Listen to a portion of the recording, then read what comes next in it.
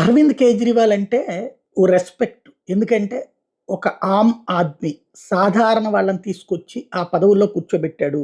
ఎన్నికల్లో పోటీ చేయించాడు, గెలిచాడు, ముఖ్యమంత్రి అయ్యాడని. ఎప్పుడు పోయింది అది అంటే ఖలిస్తానీ ఉద్యమకారులతో ఢిల్లీ వీధుల్ని స్తంభింపచేసినప్పుడు విరక్తొచ్చింది.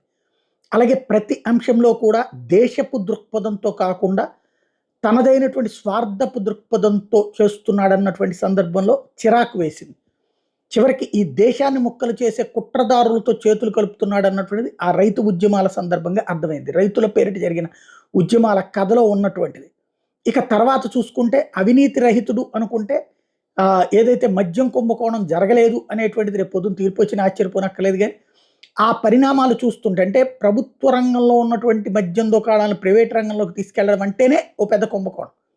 తద్వారా ప్ర తాగబోయించు